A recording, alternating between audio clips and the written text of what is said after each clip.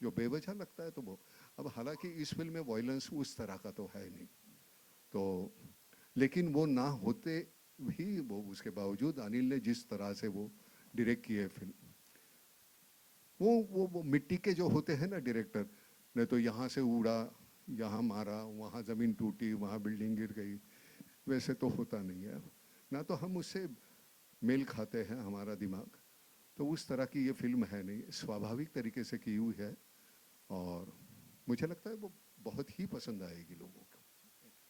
Simrat and उत्कर्ष, आपसे सवाल बनता हेलो। है, you know after doing this film, जैसे हम बोलते हैं ना कि कई, डू यू रियलाइज कि हम कहीं ना कहीं अंडर एस्टिमेट कर जाते हैं हमारे पेरेंट्स के कंट्रीब्यूशन को, और कहीं आपको हुआ कि that you just hug your mother और योर फादर, ऐसा कुछ हुआ था कोई मोमेंट्स? दोनों से आपसे सवाल है। या लास्ट टाइम, सो जब मेरी डेब्यू हुई थी तो दिस वाज द स्टेज जिसमें मैं फर्स्ट टाइम आई थी, and I was really emotional, I was shivering, और मैंने सर को भी बोला था सर मेरे हाथ कांप रहे हैं। एंड जब ये सब हुआ, यहाँ से मैं बाहर निकली, एंड जब हम घर जा रहे थे तो मेरी मम्मी ने मुझे बोला कि तू हीरोइन बन गई है क्या अब, क्योंकि इतने सारे लोग थे और मेरा ट्रेलर लॉन्च हो रहा था। तो आई think that was the moment जब मैं मॉम डैड हम तीनों बहुत इमोशनल थे। हम लिफ्ट में ऐसे एक दूसरे को ऐसा लाइक एक आई कांटेक्ट हुआ कि लाइफ में तरक्की हुई है। So I think that was the moment. देखिए, एज अ सन पर्सनली तो मतलब मैं जब से मेरा कॉन्शियंस है तब से मैं हमेशा अपने पापा की तरह बनना चाहता था। ठीक है, मुझे पता नहीं, शायद हर बेटा यही चाहता है, अपने फादर को ही आइडलाइज करता है, फादर ही उनके लिए सबसे बड़े हीरो होते हैं। और आज भी और उनकी सिर्फ सक्सेस या उनका जो भी उन्होंने पाया है सिर्फ उनके टैलेंट के लिए नहीं, वो जिस तरीके के इंसान हैं और वो भी हमेशा मुझे यही प्रेरणा देते हैं कि and I think he will be proud of me if I stay a good human और I become a good human when you decide. And इसलिए माता पिता का जो रिश्ता है वो किसी भी धन दौलत उन सब के ऊपर होता है। तो हालांकि फिल्म में मेरा कैरेक्टर थोड़ा सा मतलब मैं क्या बताऊँ, आप ट्रेलर देख के समझ ही गए होंगे, कॉन्ट्रडिक्टरी है। तो इसलिए वो चैलेंज था कहीं पे कि अपने अंदर से एक पेरेंट्स के साथ डिस्टेंस फाइंड करना, क्योंकि मैं बहुत क्लोज हूँ अपने पेरेंट्स के साथ। आज भी कुछ भी बात होती है तो मुझे मम्मी को बताना भी नहीं पड़ता, मम्मी ऐसे ही समझ जाती है, पता नहीं क्या शक्ति दी है भगवान ने माओं को, सब समझ जाती हैं। बहुत प्रॉब्लम होती है सर, कोई भी मतलब कोई लड़की को भी देख लो तो मम्मी समझ जाती है। बहुत प्रॉब्लम होती है, आपके साथ भी थी सर? यार आज के बच्चों को प्रॉब्लम कौन सी हो जाती है, देखो बच्ची को देखता हो तो भी प्रॉब्लम हो जाती है, ये मतलब ये कौन सी प्रॉब्लम है? फिर माँ माँ माँ का लुक चला जाता माँ के अंदर का सैटेलाइट काम बहुत स्ट्रांग करता है। अरे मत मत मत कुर्सियाँ मत रखो, नहीं नहीं, नहीं, हाँ। कोई बात नहीं नहीं नहीं नहीं नहीं, और नहीं, मम्मी यहीं बैठी है, ज्यादा नहीं। नहीं, नहीं बेटे, तूने जैसे कहा ना वो तेरे तू यहाँ से जाती थी, कांप रही थी, बेटे सक्सेस और फेलियर ये बाय प्रोडक्ट्स है, उसे डरना मत और खुश भी मत होना, अपना काम लगन से करते रहो, वो तेरे पैर का अपना बंद हो जाएंगे, ये सच्ची जी बिल्कुल। है कोई? Hello sir, Harshita sir, this side, front front sir, सामने। बोलो बोलो। नमस्कार सर, हर्षिता खड़े फ्रॉम होके बोलो फिल्मी जरा, ज्ञान। दिखते नहीं हो आप। वो लाइट आ रही है ना against। हाँ। मैं वैसे भी लंबी हूँ ज़्यादा। नमस्कार सर, मेरा प्यार भरा नमस्कार नाना सर नमस्कार, आपको। नमस्कार। बाकी मेरा सवाल है उत्कर्ष सर से। सर, जी। शूट के दौरान काफ़ी ऐसे चैलेंजेस होते हैं जो हम फेस करते हैं, आपने कोई ऐसा चैलेंज फेस किया है? इफ यस तो कैसे आपने ओवरकम किया? पूरी फिल्म चैलेंज थी जैसे सर भी कह रहे हैं, बट इस फिल्म में हमने कई इंटरव्यूज में भी कहा है और एम्फेसाइज किया कि कुदरत एक इनविजिबल कैरेक्टर है हमारी फिल्म में, जिसने इतना हमें कंट्रीब्यूट किया है। जब हमें बर्फ चाहिए थी, आपने सीन्स देखे ही ट्रेलर में, हाँ जी।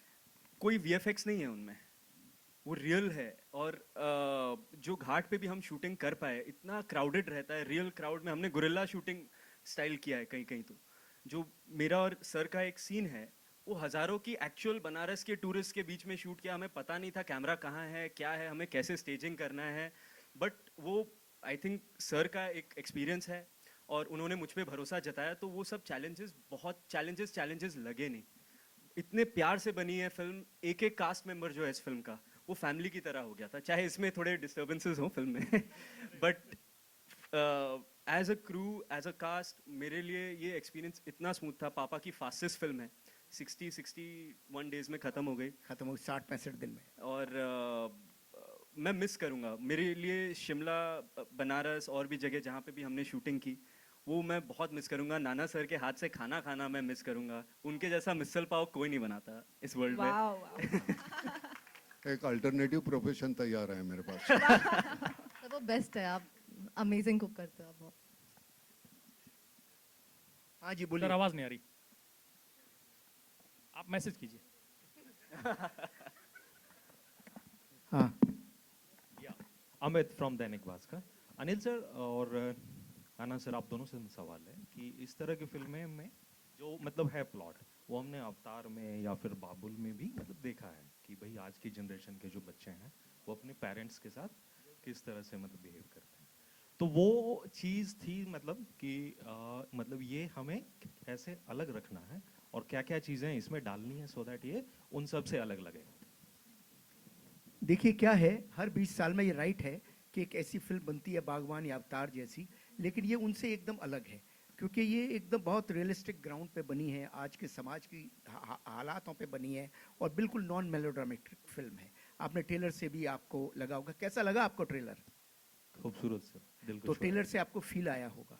एक रियलिस्टिक प्रॉब्लम्स हमने ली हैं जो कि आज के परिवार में होती है. कबूतर खाने जैसे घर हो गए हैं, लोग अपनी अपनी समस्याओं में उलझे हुए हैं. ऐसा नहीं है माता पिता को प्यार नहीं करते हैं लेकिन कर नहीं पाते.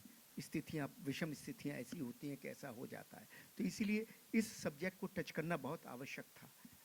नाना सर ने बताया भी थोड़ी देर पहले कि गदर के बाद तो इन्होंने मुझे फ़ोन भी किया था कि अब ये तू क्यों कर रहा है, तू कोई बड़ी एक्शन फिल्म बना. मैंने कहा नहीं, ये फिल्म बनाना बहुत ज़रूरी है. एक डायरेक्टर की, एक निर्देशक की एक नैतिक जिम्मेदारी है. ऐसी फिल्म जब पब्लिक आपको इतना कुछ देती है तो आप भी पब्लिक को ऐसा कुछ दो, ऐसी कुछ दो जिससे कि उसको सावन की फुहार की तरह उसका हृदय आंदोलित हो जाए. तो ये फिल्म ऐसी ही है. जब आप पारिवारिक वेदना, संवेदनाएं और इमोशंस देखेंगे तो आपका हृदय आंदोलित हो जाएगा. और इसके साथ साथ ये एंटरटेनमेंट और कॉमेडी के रैप में रैपी हुई पूरी फिल्म है. नाना सर का जो ह्यूमर है, नाना सर का ह्यूमर आप लोगों ने सिर्फ मीम्स में देखा है, लेकिन इसमें देखिए नाना सर, मैं तो कई बार कहता हूं कि मैं तो इनसे आजकल बोल रहा हूं कि सर हमको तो एकदम टोटल एक फिल्म बनानी है जिसमें टोटल आप ह्यूमर में हो. इनके ह्यूमर का कोई जवाब ही नहीं है. तो मतलब कमाल है. सर आप नाना सर, आपका कुछ कहना होगा. आप बोलिए सर. देखो लुक ही देखो, जो लुक दिया है इन्होंने. हाँ बोलो, क्या पूछना क्या है? हाँ सर, यही सवाल था मेरा कि ये फिल्म आपको कैसे अलग और नई लगी. नहीं, जिस तरह से देखो, यहाँ वहाँ से कहानियाँ तो वही होती है, हम पेश कैसे करते हैं. अब किरदार जैसे होता है उसके ज़रिए तुम करोगे. ये किरदार जो है उसका बयां करने का जो तरीका है वो मुझे बेहतरीन लगा. ये रीढ़ की हड्डी बिल्कुल लेने, बिल्कुल ऐसे सख्त बंदा है और हालात जो ऐसे है इर्द गिर्द के आसपास के, तो उसकी वजह से उसको जो झेलना पड़ता है. लेकिन जिस तरह से वो करना, जिस तरह से करने को मिला, ऐसे नहीं है कि वो झुका हुआ है. तो मुझे वो किरदार बड़ा पसंद आता है. वो मरना पसंद करेंगे लेकिन टूटना नहीं. तो वैसे किरदार बड़े अच्छे लगते हैं और लोगों को भी अच्छे लगते हैं. हम के बहुत से लोग ऐसे होते हैं, हालात हमारे फिनेंशियल कैसे, उससे हम हो सकता है अलग होंगे लेकिन वो टूटना नहीं चाहते. ज़िंदगी में 2 वक्त की रोटी के अलावा और भी बहुत सी बातें, वो हमारा जो ईगो नहीं कहेंगे, आत्मसम्मान है, वो आबादित रहे, वो बहुत ज़रूरी होता है. अगर वो नहीं है तो जीने का मतलब नहीं है. तो उस तरह का किरदार है वो मुझे करते हुए. और इन बच्चों ने, मैं सब, ये तो हमारे आखिर में आता है, लेकिन इन बच्चों ने, इसने मुझे छोटा बच्चा किया है, वो बीच वाली बहू ये है हमारी, उस तुझा ह्याचा तुझा नवरा हा झालाय ना. हाँ हाँ, श्रुति है और हमारी एक दूसरी है बहू, वो. तो सब ने, ये हमारी इधर की पार्टी है, हम इधर की पार्टी है.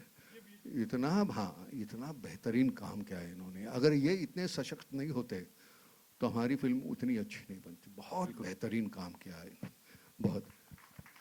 और बकवास आदतें बीच में पछाड़ पछाड़ पछाड़ करते हैं. मैंने बहुत डांटा है उनको. मैंने कहा यार तुम्हारे डायलॉग ने, इसका मतलब ये नहीं है कि सीन में तुम्हारा कोई काम नहीं है. चुप रहो, हमारे हमको रटना पड़ता है, चुप रहो.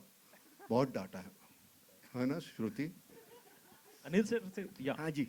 एक और सवाल था कि आज ये दस्तूर भी था और मतलब वो सब लोग थे भी, सनी सर हैं और अन्ना सर हैं, और अमरीश पुरी सर के बाद से जो एक लार्जर देन लाइफ विलेन हमें चाहिए जो कि मिसिंग है इंडियन सिनेमा में, वो नाना सर दे सकते हैं अगर, तो क्या हम ये माने कि सनी सर और नाना सर को लेकर गदर 3? देखिए ये अगर सनी मुझे पीट रहा है पटक पटक के, आप देख पाओगे? नहीं सर, पीटने वाली तो फिर उसमें मैं वो विलन नहीं कर पाऊंगा ना।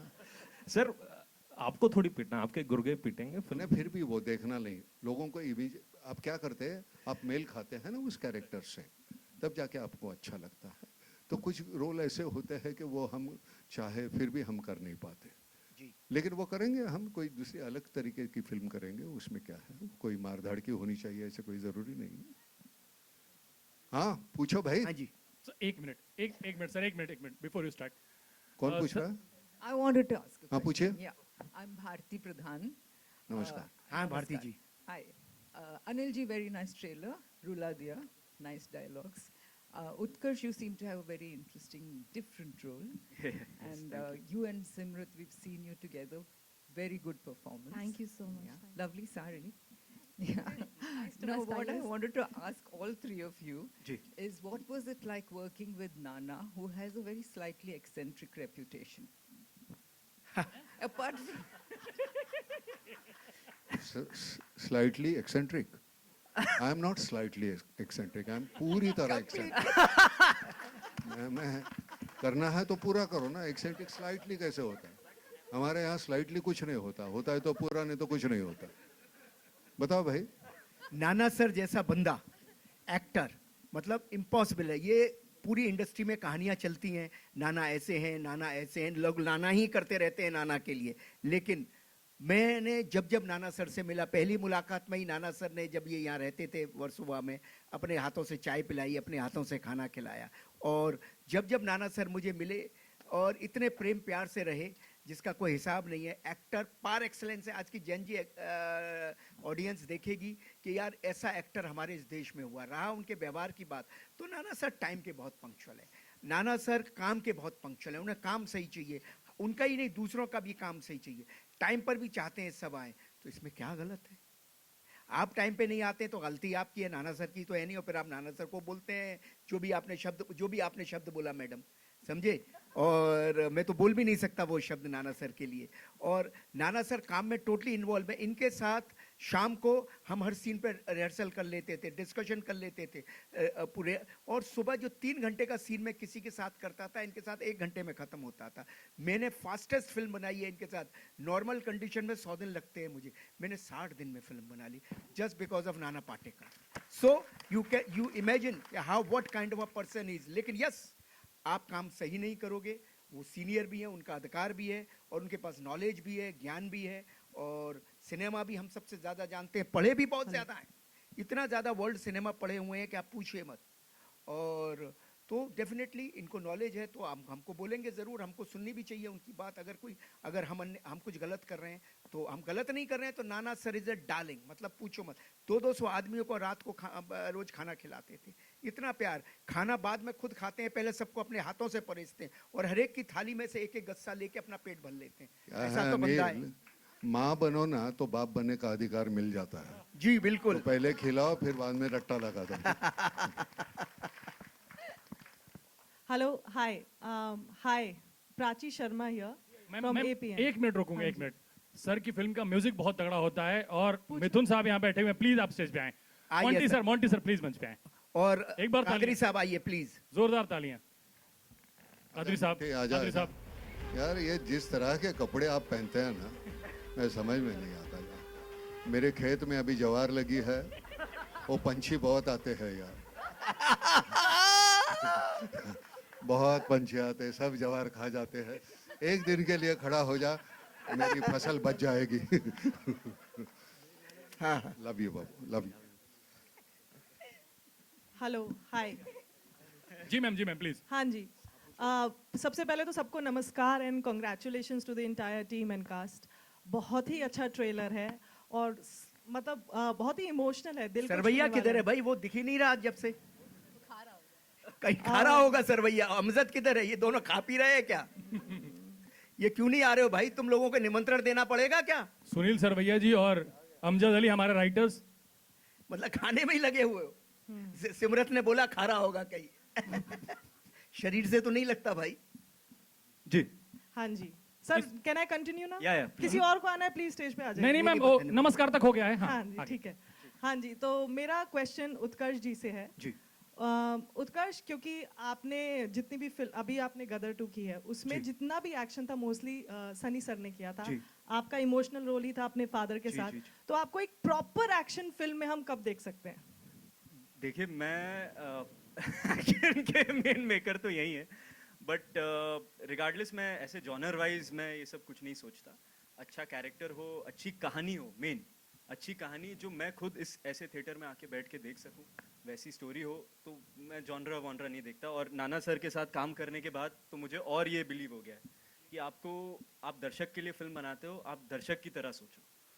आप अपने लिए फिल्म नहीं बनाते हो। अपने लिए बनानी है तो आज तो फोन भी है, खुद ही बना के रख लो घर पे, है ना? शान बाबू, सर शान सर के लिए 2000 तालियां। मैम आप शान सवाल सर के बचा लिए के तालियां। रखो, थोड़ा सा टाइम है। तो एक्शन जरूर करेंगे, ओके करेक्ट कहानी होगी तो जरूर करेंगे। Okay, my second question is to Anil sir. जी सर, आपने जितनी भी आपकी फिल्में देखी जाए, अपने तो अपने होते हैं, गदर देखी जाए, इसमें फादर सन का एक बहुत ही इमोशनल एंगल हमेशा देखने को मिलता है। इस फिल्म की, पर्टिकुलरली इस फिल्म की, आपको प्रेरणा कहाँ से मिली, इंस्पिरेशन कहाँ से मिली? देखिए क्या है कि पिता पुत्र एक ऐसी चीज़ है कि मैं अपने पिता और अपने ग्रैंडफादर के बहुत करीब रहा हूँ। मैंने देखा है कि मैंने मेरे ग्रैंडफादर को देखा है, वो बड़े एस्ट्रोलॉजर थे मथुरा में, लेकिन उनको देखा है कितने वो पापा के लिए करते थे। मैंने पापा को देखा अपना, कितना वो मेरे लिए करते थे। जब मैंने पहली फिल्म श्रद्धांजलि बनाई, उनके पास पैसे नहीं थे बिल्कुल भी, लेकिन कैसे मैंने 1.5 महीने बाद शूटिंग शुरू करनी थी, ऑर्गेनाइज एवरीथिंग, और मुझे एहसास भी नहीं होने दिया। तो I have seen my father, how much a father does for his children, his son. और माँ को मैंने देखा है वो कैसा करती है। मुझे मालूम है कि जब श्रद्धांजलि के लिए, राखी जी के लिए जब कपड़े बनने थे, तो अचानक उनका फ़ोन आ गया कि मैं जा रही हूँ, मुझे कल 25,000 रुपया चाहिए। 1981 में 25,000 बहुत थे। मेरी माँ ने सारी ज्वेलरी पापा को दे दी, बिना मुझे बताए हुए कि लो राखी के लिए आप ये कपड़े बना लो। जो तो मतलब मैंने ये देखा है घर में। मेरे पिता, जब माता पिता नहीं रहे, तो मैंने देखा कि इतना बड़ा वैक्यूम हो गया दुनिया में, एक इतना बड़ा वैक्यूम कि पूछो मत। उन्हीं दिनों मुझे एक ये कथा कहीं दिख गई, तो मुझे ये कथा अच्छी लगी। मैंने कथा, जब मुझे एक रियल घटना देखी, मैंने वो रियल घटना मुझे अच्छी लगी, मैंने वो कहानी बनाई उस पर, फिर उत्कर्ष को सुनाई, फिर सरवैया को सुनाई, और फिर हमको लगा कि ये फिल्म हमको बनानी है। जी में रुचिर को सुनाई, उन्होंने भी मुझसे कहा कि ये कहानी लेके चलो। फिर हम नाना सर के पास गए, और नाना सर ने 15 मिनट में वो कहानी सुनी, और इन्होंने आशीर्वाद दे दिया, इन्होंने कहा करें। उसके बाद नाना, सरवैया, अमजद, ये तीनों पूरी तरह लगे रहे, और वो कुछ हो गया जो मेरे बस में भी नहीं था। इन सब के लिए मैं इन तीनों का बहुत शुक्रगुजार हूँ, बहुत धन्यवाद देता हूँ। Thank you. Last question please. Last question. ये हमारे कादरी साहब है जिन्होंने गाने लिखे हुए हैं इसके, हालांकि गदर के गाने भी आपने ही लिखे थे। साहब गुजरात से है, इतना बेहतरीन लिखते हैं, और कुछ सीन्स देख के उनको कुछ और लाइनें याद आती है, फिर वो उसमें जोड़ देते हैं। मैंने कहा अगर वो पहले लाइनें मिल जाती हम अच्छा कुछ परफॉर्मेंस अच्छा जोड़ देते, लेकिन ये उल्टा चल रहा है हमारे यहाँ। वो अगली फिल्म में आपका ये आशीर्वाद है कि मुझे आपके साथ काम करने का मौका मिला, क्योंकि आपको जब हम देखते थे पहले फिल्मों में, तो कभी सोचते थे कि यार कभी इनसे मुलाकात होगी, कभी इनको देख पाएंगे या मैं पहचान पाएंगे। और देखिए वक्त किस तरह से आदमी को, जब उसकी जो तमन्ना होती है, जो दिल से तमन्ना करता है, वो पूरी कर ही देता है। तो आज मेरे लिए ऑनर की बात है कि मैं उस फिल्म में हूँ जिसमें आप काम कर रहे हैं। मिथुन जी, आपको क्या कहना है इस बारे में? आप सभी को नमस्कार। देखिए, जो नाना सर ने बात कही है, बहुत शिद्दत से मुझे मेरी तरफ देख रहे हैं, और देखना बनता भी है, उनको पूरा अधिकार है, क्योंकि पूरे फिल्म के पिता तो नाना सर ही है। लेकिन मुझे ऐसा लगता है कई बार जो होता है जीवन में, आप लोग इस बात से सहमत होंगे कि आपकी ईमानदारी जो है वही जो है आपके लिए एक इल्ज़ाम का कारण बन जाती है। तो जो सच्चाई के साथ काम करते हैं उनकी तरफ प्रश्न ज़माना ज़्यादा उठाती है। तो मैं बिल्कुल मानता हूँ कि मैं समय लेता हूँ, लेकिन इसके दो प्रथम कारण है। एक तो मेरा और कादरी साहब का कोई सॉन्ग बैंक नहीं है। तो जिस ओल्ड स्कूल वैल्यूज़ की हम बात करते हैं कि जब पहले के जो हमारे दिग्गज कलाकार काम किया करते थे, जिस जिस अनुशासन और जिन उसूलों के साथ काम किया करते थे, मैं और कादरी साहब कोशिश करते हैं कि हम उन्हीं उस गरिमा को लेकर काम करें। और देखिए अनिल शर्मा जी जैसे डायरेक्टर है, वो इस प्रोसेस को समझते हैं और उनके साथ हमें वो मौका मिलता है कि हमें वो उतना वक्त मिले काम करने के लिए, और उसके लिए कई बार चीज़ें जो है थोड़ा और समय लेती है। लेकिन मैं इस पूरे साउंड ट्रैक के लिए यही कहना चाहूँगा कि आज के ज़माने में जब संगीत की खराई के ऊपर बहुत चर्चा होती है, लोग जो है बहुत नॉलेजेबल हो गए, गूगल पे हर चीज़ अवेलेबल है। आजकल आम आदमी भी जो है वो ऑटो ट्यून की बात करता है। ये शब्द जो है, जो 20 साल पहले किसी ने सुना नहीं होगा, आज वो भी जानता है ऑटो ट्यून होता क्या है। लेकिन मैं यही कहना चाहता हूँ कि गाने कितने अच्छे बुरे हैं ये तो सुनने वाले ही तय कर सकते हैं, लेकिन जो संगीत की खराई होती है और उसके अंदर जो ओल्ड वर्ल्ड मेलोडीज है और ओल्ड वर्ल्ड शायरी है, वो इस पूरे एल्बम के अंदर आपको नजर आएंगे। कोई भी गायक ऐसा है नहीं इस एल्बम में जिसको ऑटो ट्यून की जरूरत हो। उसमें मेरी धर्म पत्नी पलक जी भी शामिल है और जितने भी हमारे सिंगर्स हैं। तो आप जरूर इस एल्बम को सुनिए, और अगर आप उस शुद्ध संगीत को खोज रहे हैं जिसके लिए भारतीय सिनेमा जाना जाता है, तो शायद ये एल्बम आपके दिल के साथ कहीं ना कहीं ताल्लुक बनाएगा। Thank you. Thank you. Hello Shruti, तुमने आप तीनों ने इसमें काम किया है जो हमारी अपोजिट पार्टी है, तो तेरा एक्सपीरियंस कैसा रहा इस फिल्म में काम करने का? हालांकि ऐसे किसी रोल में मैंने आपको देखा नहीं है तीनों को, तो तेरा एक्सपीरियंस कैसा? नमस्कार। एक तो it has been an amazing journey being a part of Vanvaas, क्योंकि एक दिन अचानक मुझे नाना सर का फ़ोन आता है और मुझे कहते हैं कि अनिल सर से मिल के आओ और एक फ़िल्म बना रहे हैं, तो आपको काम करना है उसमें। तो मैं बहुत रैंडमली चली गई, जनरली अनिल सर को मिली। मुझे पता नहीं था आगे सिलेक्शन होगा या नहीं होगा, पर अनिल सर ने बोला कि you are a part of Vanvaas and I was very happy. Adding to that, I got great co-actors to work with. Paritosh, Snehil, Bhakti, Hemant, and Ketan also, who's not here, and he's shooting today. It has been a great experience working with all of them, and of course, Nana sir. तुमच्यावर आधी काम केलेलं आहे मी, आणि पुन्हा तुमच्यावर काम करण्याची मला परत संधी मिळाली, यासाठी खूप खूप आभार. Thank you so much. थँक्यू. कोणी आहे का अजून? बस झाले, संपले? हेलो सर सर बहुत सारे उभं राहून बोल. सर. हाँ बोल बोल. आप मुझे मैसेज करना। चिल्ला के बोलो. हेलो हेलो नाना सर. Sir hello. हाँ बोल. हाँ हाँ नहीं सुनाई दे रहा है, बोलो.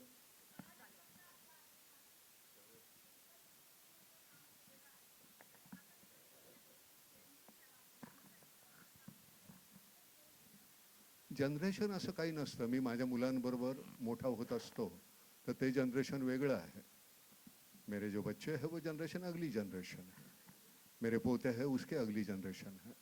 तो वो बहुत आसान होता है, आप कैसे घुल जाते हैं उनके साथ, उनका नज़रिया है वो समझने की कोशिश करो, बहुत आसान होता है. ये नहीं कि मैं अपने ही विचार उन पर ठोसता रहूं, तो वो वैसे कोई नहीं, बहुत आसान होता है. अब ये नए बच्चे हैं, उनका एक अपना, वो हमसे सीखेंगे, हम उनसे सीखेंगे, ये तो चलते ही रहेगा ना. बहुत आसान होता है. ज्ञान ज्ञान ज्ञान नाम की चीज कोई होती नहीं, अनुभव होता है. अब उस अनुभव से आप जो सीखते हैं उसको ज्ञान कहते हैं, लेकिन वो जो अनुभव है वो लेने के लिए आपको घर के बाहर निकलना पड़ेगा. चार दीवारियों में अगर रहोगे, सीमित रहेंगे, तो उतना ही दुख होगा, उतना ही सुख होगा, वही डेफिनेशन रहेगी आपकी. बाहर निकलोगे तो पता चलेगा अलग तरह के दुख है, अलग तरह के सुख है, अलग तरह का आनंद है. तो उससे हमें पता चलता है. नहीं तो क्या हम एक ही तरह से परफॉर्म करते रहेंगे और वो मोनोटोनस होगा. वैसे नहीं होना चाहिए. मुझे लगता है तुम्हारी डेफिनेशन रोज बदलनी चाहिए सुख और दुख की, तो तुम अच्छे परफॉर्मर हो सकते हैं. हेलो.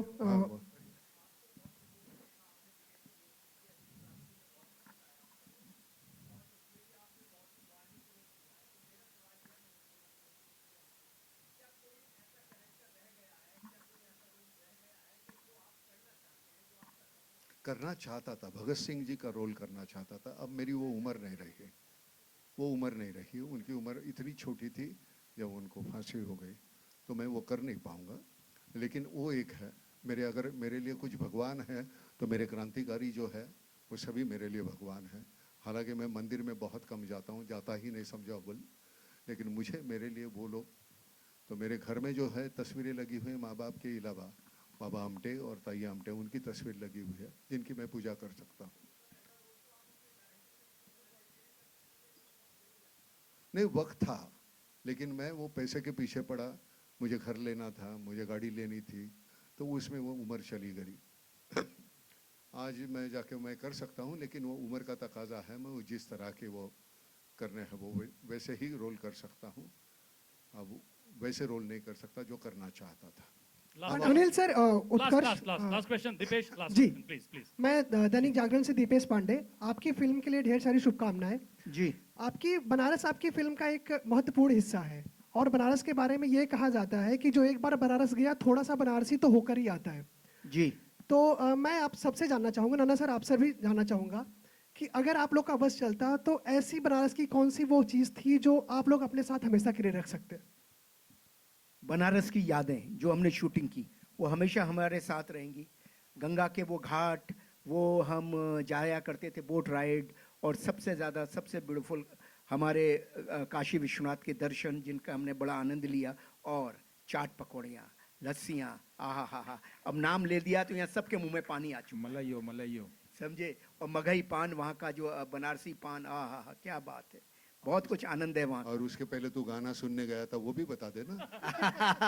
अरे सर, ये सर ये प्राइवेट बातें मत करिए आप। छुपाता है और सिर्फ उतनी कहता है पान, ये उसके पहले जो रसपान किया वो बता दे। Sir thank you so much, thank you so much, thank you everyone. Thank you very much. 20 दिसंबर को नजदीकी सिनेमाघरों में। हाँ बोल बोल बोल, जल्दी बोल। जोर से जोर से। अरे ये जो ये है वो ना मुंह को लगा दे और फिर बोल। हाँ। अरे मनीष जी इधर आइए आप जरा मेरे पास, दो शब्द आपको भी बोलने हैं लास्ट में। सुनाई नहीं दे रहा, बोलो। दो शब्द आप भी। सुनाई नहीं दे रहा, क्या बोल रहे हो? अरे यार वो माइक पकड़ो ना मुंह की तरफ। आप क्यू कार्ड में बोल रहे हैं। वो कैमरा वाला माइक है, ये लो। अच्छा जोर से बोलो। है ना? हाँ, शान बाबू किधर है? अरे शान किधर है? ये सर, सर है सर। शान को बोलिए, आप बोलना शान के लिए। ये ले माइक लेके बात करो। शान, ये मोंटी तीनों के लिए। Sir, my name is Raj Nadar. I'm from the Big Fan Show. Sir, Vanvas is a thin line between punishment and sacrifice. Because you are the central character. अगर आपको मौका मिले किसी को वनवास देने का तो किसको देंगे? अगर किसी के लिए वनवास लेने का तो किसके लिए लेंगे? नहीं, ये बहुत वनवास तो हम किसी को नहीं देना चाहेंगे, और किसी के लिए वनवास लेने के बजाय वो वनवास ना ही हो उसके लिए कोशिश करेंगे। लेकिन देने अब देखो हमारी रोज़मर्रा की ज़िंदगी है, हमारे पास वक्त होने के बावजूद हमें माँ बाप के लिए हमारे पास वक्त नहीं है। गांव खेड़े में हमें एक सामायिक कुटुंब पद्धति थी पहले, तो वहाँ सब 5-6 हमारे चाचा रहते थे, हम रहते थे। हमारी कोई चचेरी बहन और चचेरा भाई नहीं रहता था, हमारे भाई या बहन रहते थे। उसको चचेरा या नाम नहीं लगता था क्योंकि हम साथ में रहते थे, बड़े होते थे, पनपते थे। आजकल वो रहा नहीं, शहर की घर इतने 1 BHK 2 BHK में तो हम जीते रहते हैं। तो मैं हमेशा कहता हूँ कि मैं तो बड़ा सुखी हूँ, मेरे यहाँ दीवारें नहीं, पहाड़ है चारों तरफ, और वैसे जीने का मौका मुझे मिला है। मैं अभी सनी को भी वही कह रहा था, तो कहता है मैं भी वैसे गांव में जाता हूँ, खेत में रहता हूँ, वहाँ का जो आनंद है वो यहाँ कहाँ मिलेगा? यहाँ भीड़, तुझे वक्त नहीं मिलता यार, मुझे देखने के बावजूद हाय करने का वक्त नहीं, क्योंकि तुझे दूसरा काम है। तो हम भागते दौड़ते रहते हैं, एक दूसरे को हाय हेलो करने का वक्त नहीं है। तो हम ये जिंदगी जो हमने मान ली है, लोग झगड़ा करते हैं ना, बम्बई किसकी है, मुझे मालूम नहीं किसकी है, लेकिन मेरी नहीं है। इसलिए क्योंकि मैं जी नहीं सकता यहाँ, सांस नहीं ले सकता। तो जो भी कुछ है हमारे पास एक इतना बेहतरीन मीडियम है सिनेमा, उसके जरिए जो कहना है उसको उजागर करो यार। वो ये फिल्म उस तरह की फिल्म है जो छोटी छोटी बातें हैं जिंदगी की, जितने इतना सुकून है जिसमें, वो भूल गया हम।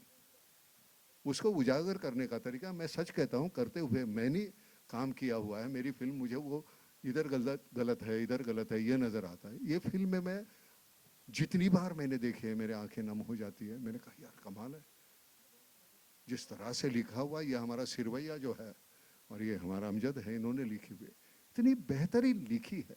सबका क्रेडिट तो जाना चाहिए। हम तो दिखते हैं ना हमारे चेहरे, ये नज़र आते ही नहीं किसने किया है। ये म्यूजिक देने वाला है वो नज़र आता ही नहीं, डायरेक्टर है, हमारे एक्टर हैं, हमारे कादरी साहब हैं, आपको मालूम ही नहीं है। हमारे ये जो है आपको लगता है कि नहीं ये एक साइड कास्ट है, नहीं है हमारी। ये मेन कैरेक्टर करने वाले वो लोग हैं जो चारों पांचों जो खड़े हैं एंड में।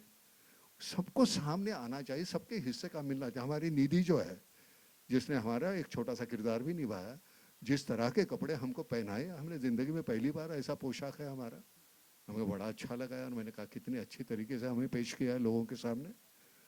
सभी ने इतना बेहतर है। हमारी ये जो बच्ची है बड़ी परेशान करती थी, चीफ असिस्टेंट थी, बहुत परेशान करती थी सुबह। इतनी मेहनत की हुई है इन लोगों ने, लेकिन उनके चेहरे सामने नहीं आते। मुझे लगता है सबके हिस्से का सबको मिलना चाहिए। हम भूल जाते हैं और मैं नहीं भूलता, मुझे नहीं भूलना अच्छा लगता। Thank you.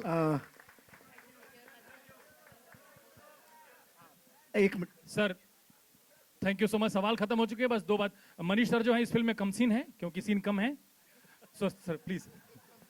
और हमारे एडिटर साहब, हमारे रिकॉर्डर्स, हमारे असिस्टेंट सब जरा ऊपर आ जाएं। नमस्कार, प्रणाम। मैं मेरी जर्नी निधि आजा। एक जर्नी में बहुत बड़ा मकाम गदर 2 से आया है। तो अब सर ने मुझे बुलाया कि एक पहले इस फिल्म का नाम जर्नी था, तो जर्नी है और आप उसमें एक पार्ट करेंगे, एक स्पेशल एक किरदार है और साथ में नाना सर हैं, उत्कर्ष हैं, सिमरत हैं। मैंने कहा ये तो टीम वही है और मुझे बुला लिया और मुझे मौका मिला इसमें जुड़ने का। ये मेरे लिए बहुत ही ज़्यादा शान की बात थी। तो शान साहब यहाँ हैं तो शान साहब से भी आप कुछ सुनिए प्लीज।